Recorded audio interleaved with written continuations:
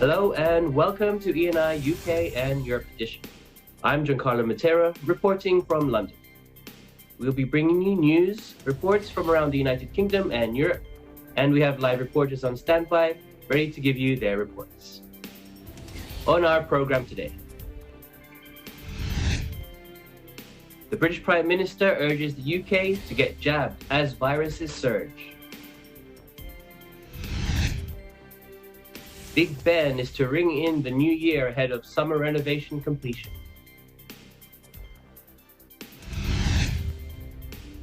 More than 100,000 daily COVID-19 cases feared by the year end in France. We are joined live by Ariane Celestino. Let's hear her report. Hi, Ariane.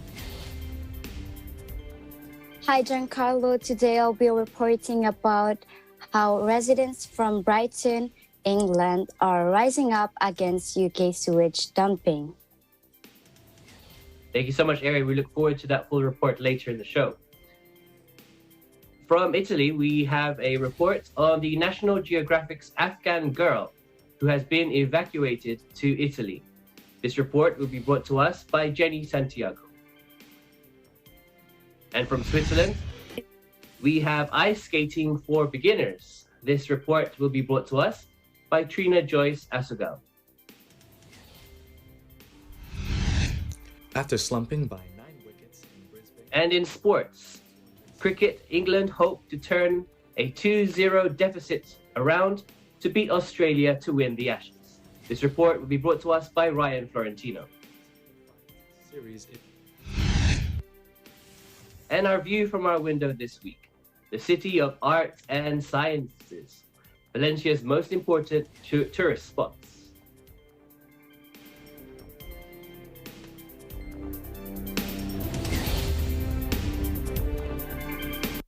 British Prime Minister Boris Johnson on Friday exhorted the UK public to get jabbed as a wonderful gift for the nation as cases soar.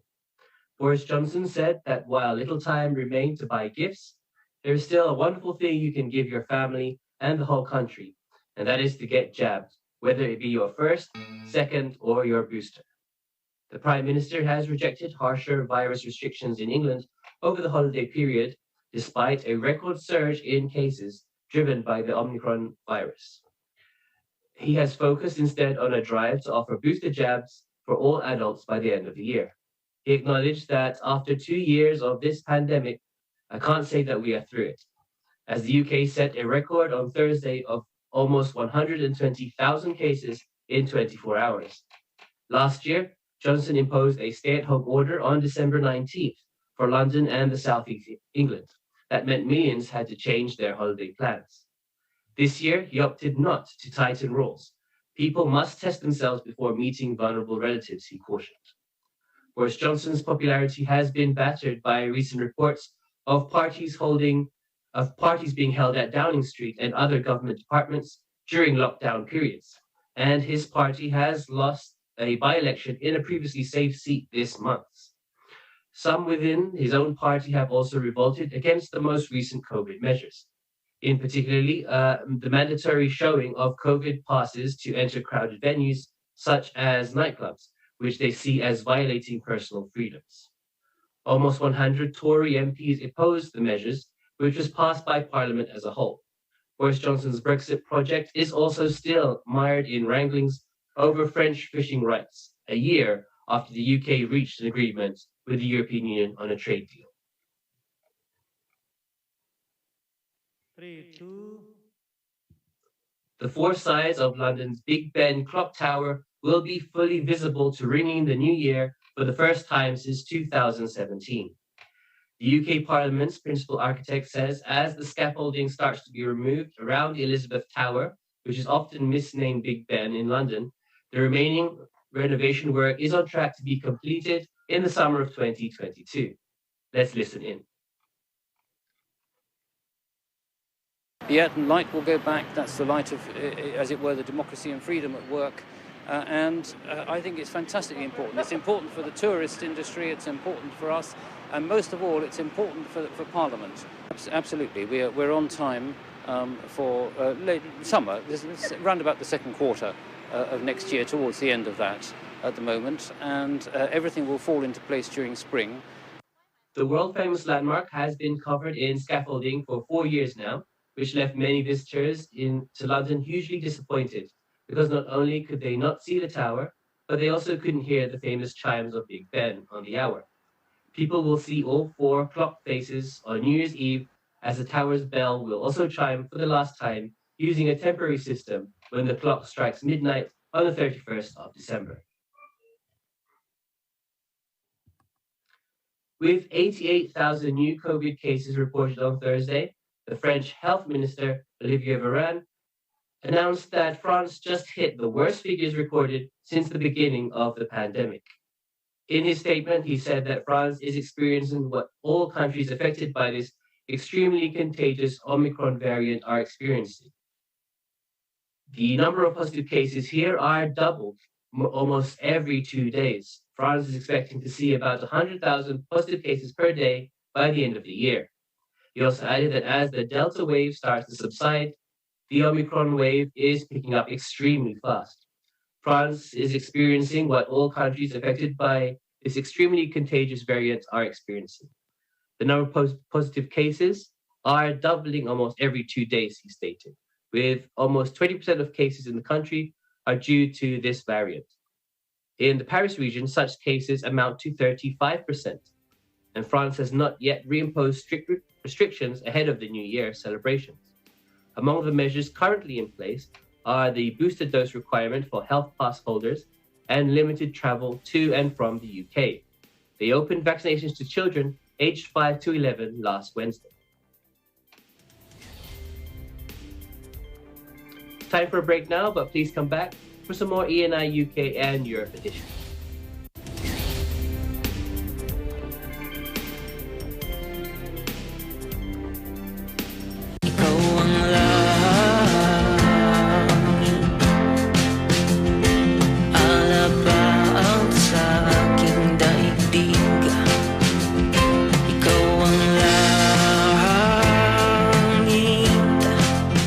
This is Divino Rivera. Catch me on Letters and Music this coming Saturday, December 25th at 1 to 2 p.m. only here on Net 25. See ya!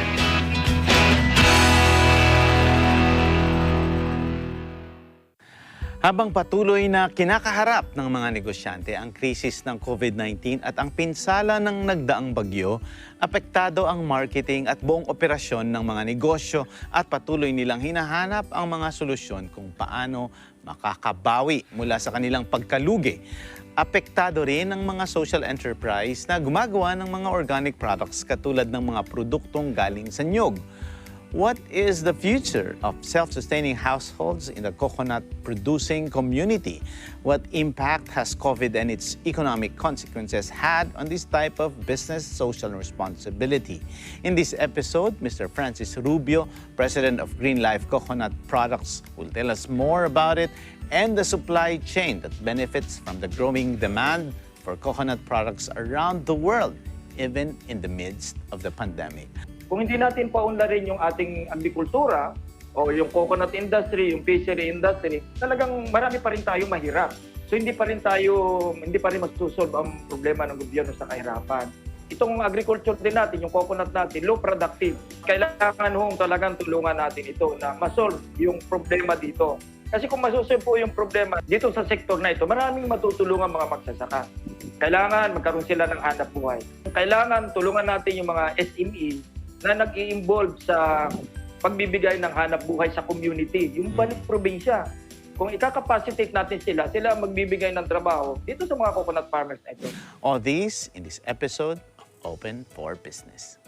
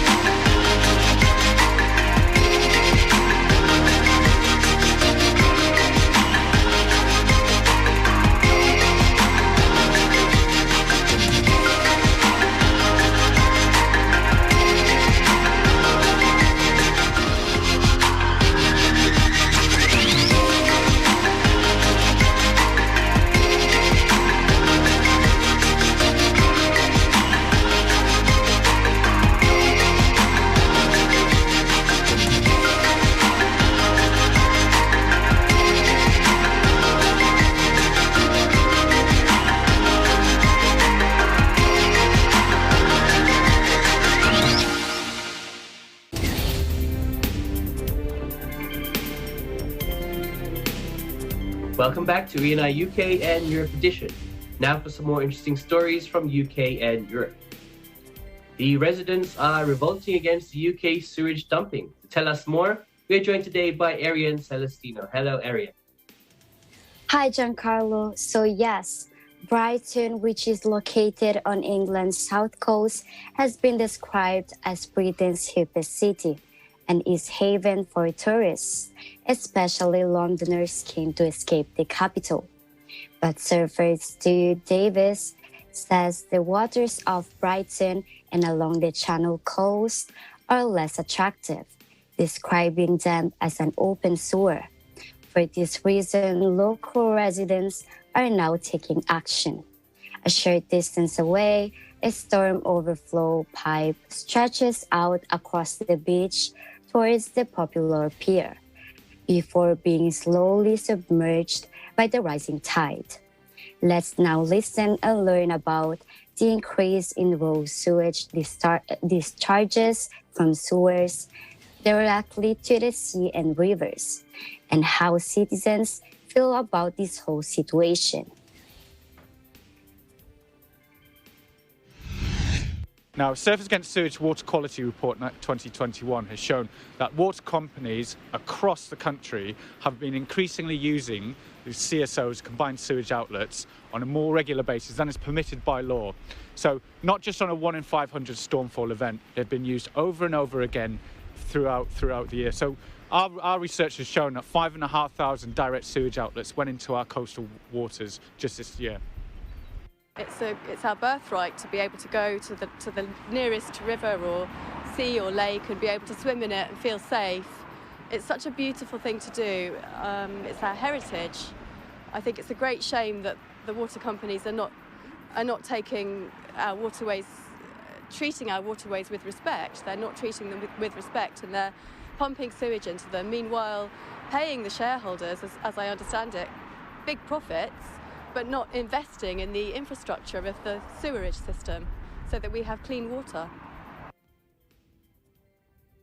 Very heavy rainfall, water companies are permitted to dump such waste to prevent sewers, many of which date back to the 19th century, from becoming clogged and flowing back into buildings. According to Surfers Against Sewage, or SAS, which campaigns for clean water, water companies studied and discovered a 87.6% increase in 1 year. The association, which has developed an app to alert swimmers and surfers, points out that more and more discharges occur during normal rainfall events, not exceptional precipitation. It also believes that the figure largely underestimates the problem because it only refers to coastal waters. The environmental agency found that only 14% of English rivers were environmentally satisfactory in 2020. Christian Dunn from the Department of Natural Sciences at Bangor University in Wales warned a death ocean of sewage and agricultural and industrial waste that could wipe out aquatic life. Swimmers are also suffering from the presence of pathogens. Then water was fined a record of £90 million in July, after admitting nearly 7,000 illegal discharges into the sea and rivers between 2010 and 2015. Thank you for having me today. Reporting from the United Kingdom, I am Arian Celestino. We live in interesting times.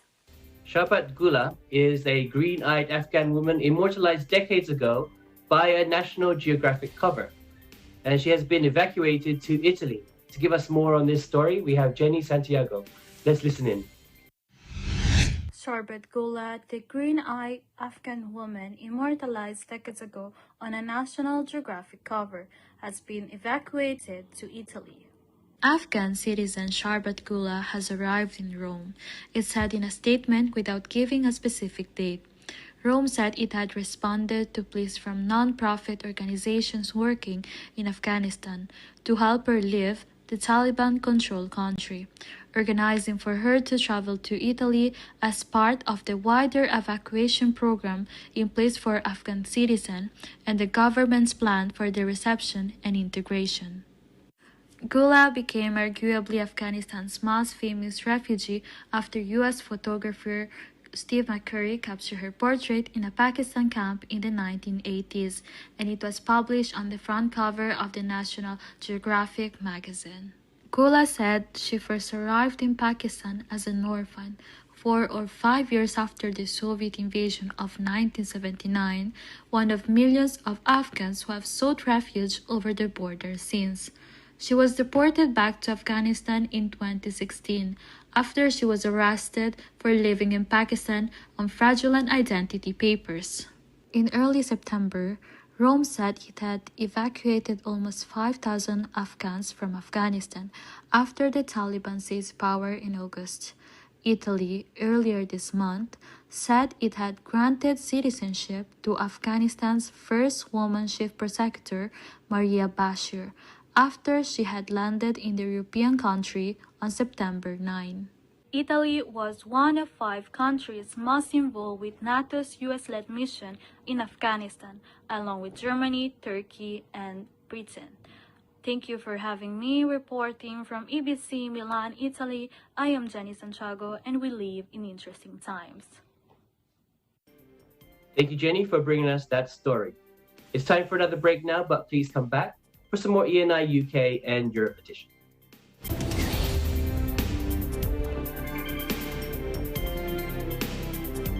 Tatlong rounds ang paglalabanan ng 4 na tara-gamers na puyat. Kaka-hello, how are you? May I help you? Pero, makikiagad-agad sa atin ngayong gabi. Isa sa kanila ang mananalo ng 20,000 pesos na posibleng maging 100,000 pesos! Wow! Ito ang agawan sa pindutan choices. January 6, 1812, March 8, 1898, May 14, 1945, November 10, 1998. Agad-agad! Bakit mo pinasa sa kanya? Nakakita kasi ako ng mga numbers. Parang natakot ka, ano? Takot ako sa Akala mo, madadali lang ang mga ano namin dito. Kailangan lang matapang ka rin. Pero di ba rin, meron pa tayo. Agad-agad the prizes. Agad-agad pa ang surprises. At ito ang Tara Game! Agad-agad! Woo!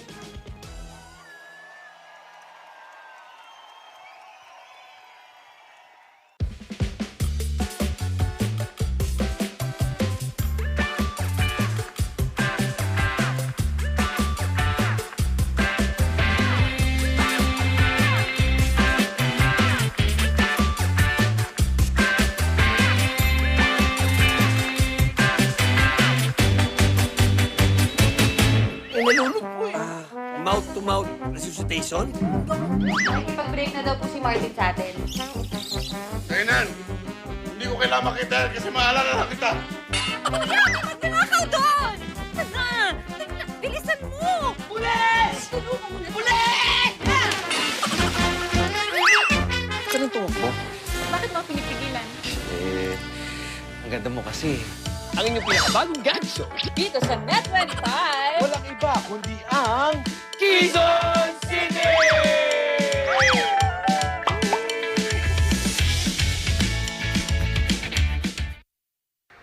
Goodbye 2021! Hello 2022! Sa loob ng isang taon, tayo'y nakapagtanim ng kaalaman, nakapagluto ng mga plano, at nakalikha ng mga inobatibo at pagkakakitaang alternatibo. Napakarami nating pinagdaanan, pinagsamahan at natutunan. Hindi lang sa usapang hanap buhay, kundi iba't ibang kwento ng tagumpay. Sama-sama nating balikan ang mga kabuhayan na nagbigay sa atin ng kaaliwan, inspirasyon at kaalaman. Ako po si Robin Padilla at ito po ang ulat. agapay sa hanap buhay.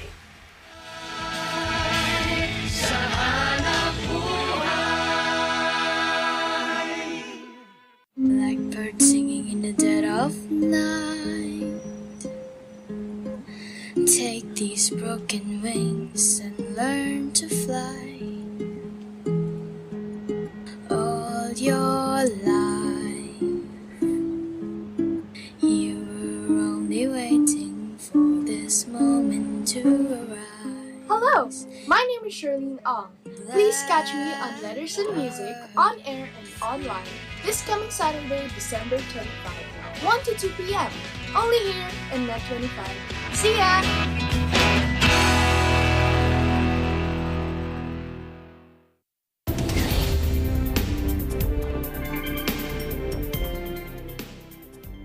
Welcome back to ENI UK and Europe Edition. I'm Giancarlo Matera with more interesting stories from around the UK and Europe this week. We go to Switzerland now and learn the basics of ice skating. Trinidad Joyce Asagao shows us how. Let's watch. Hi, today I'm going to show you how to learn the basics of ice skating. Come and join me. Ice skating is a popular sport all year round. It can be a pastime or a professional career. First, we need to rent a pair of ice skates. Just remember to add an allowance on your exact shoe size. Be sure to tighten your shoelace properly because it acts like a support on your entire body. For beginners, you can start walking around the corner. First step is to learn how to march or walk on the ice. Just remember to keep your knees bent and straight your back.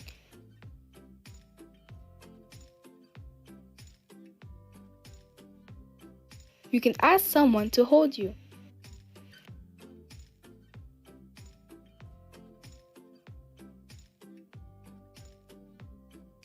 You can also ask for the ice skate support to help you move around and have the confidence to skate.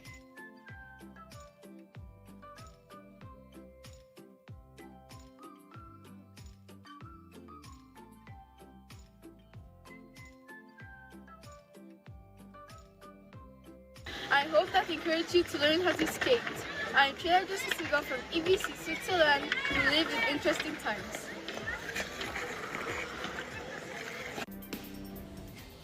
Thank you, Trina, for your report. And that looks like such a fun activity. In our sports section now, Ryan Florentino gives us the latest in cricket. Let's listen in. England are hurting but determined to rise to the challenge and claw their way back into the Ashes series against Australia, batsman David Malan said on Thursday. After slumping by 9 wickets in Brisbane and then by 275 runs in Adelaide, the visitors will enter the Melbourne Cricket Ground cauldron for the third test on Sunday, needing to win. If they don't, the 5-test series is over, with Australia retaining the urn as the champions. Malan said that there had been discussions after Adelaide where a first innings batting collapse coupled with poor bowling and fielding cost England the match. Speaking to all the guys, everyone is up for the challenge. Everyone is really keen to face up to the Australians. The boys want to win. We want to win the series too. I know it's a long way to come, but we have to do well and play our best cricket to get ourselves back in the series, said Malan. The odds are against them. The only instance of a team coming from 2-0 down to win the Ashes was Donald Bradman's Australia way back in 1936-37. Malan and captain Joe Root have been the only 2 English batsmen to excel, both hitting half-centuries in Brisbane and Adelaide, but unable to go on and make a big score. He suggested that England's performance against a high-quality attack was also down to a lack of test experience on Australian pitches, with he and Root among the few to have played an away Ashes series before. With England still hoping to win, across the globe, Ireland is stunned by the USA with their performance in the T20 Cup, winning by 26. And that about wraps up our sports report for this week. Please tune in next week for more sports news just like this. Once again, I'm Ryan Florentino reporting from the UK for ENI UK and Europe edition, and we live in interesting times. Thank you for that sports update, Ryan. For our view from our window today, we take you to Valencia, Spain, one of the 12 treasures in Spain. It is the city of arts and sciences. It is located at the end of the Tura River, which was drained and rerouted due to the catastrophic flood in 1957. Designed by the Valencian architect Santiago Calatrava, the City of Arts and Sciences is a unique place dedicated to scientific and cultural distribution. It is made up of 6 major elements: the hemispheric IMAX cinema, 3D and digital projections, the umbracal, the landscape gazebo, the science museum, which is called the Oceanographic, the largest aquarium in Europe, the El Palau, which is the Arts de Regina Sofia, which is dedicated to opera programming, and the Agora, which provides the complex with a multifunctional space. Today's view is courtesy of Beverly Madrid from our EBC Spain Bureau. Thank you for that wonderful view, Beverly. And that's it for our program today. We hope you stay safe and keep positive as we bring you more stories next week from around the United Kingdom and Europe. I'm Giancarlo Matera. We live in interesting times.